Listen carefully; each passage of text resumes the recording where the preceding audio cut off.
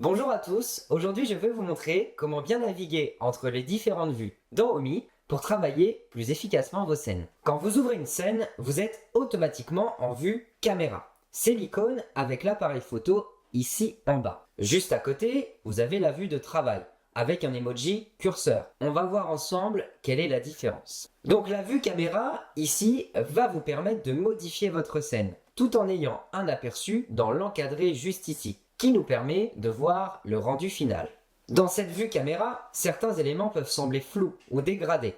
Donc, si par exemple, votre produit en 3D est légèrement dégradé, ou l'étiquette pas nette, c'est normal. Cela vous permet de modifier votre scène plus rapidement et bouger vos objets facilement. Ça fluidifie la manipulation de l'outil.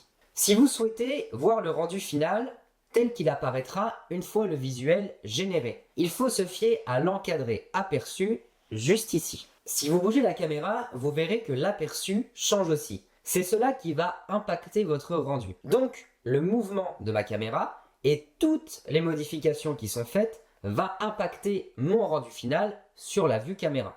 Maintenant, si je passe en vue de travail ici, l'emoji curseur, c'est comme si je posais ma caméra sur un trépied et que la caméra ne bouge pas. Si je déplace ma vue de travail, c'est comme si c'était moi qui me déplaçais dans la scène. Donc comme dans un vrai shooting. C'est super pratique pour vérifier que les éléments sont bien placés ou qu'ils ne s'entrechoquent pas, par exemple. Donc, vous voyez là quand je bouge avec ma souris, cela n'impacte pas le rendu final que je vois dans mon aperçu. Par contre, attention, si je bouge un élément dans ma scène, un objet, évidemment cela impacte mon rendu final.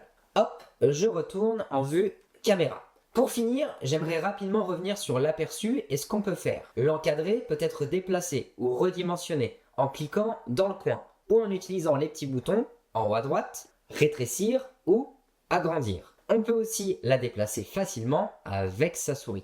L'aperçu se charge et se sauvegarde assez régulièrement de façon automatique, toutes les quelques secondes. Si vous avez beaucoup d'éléments dans votre scène ou que votre connexion n'est pas très bonne, alors le temps de chargement et de sauvegarde est en général plus long.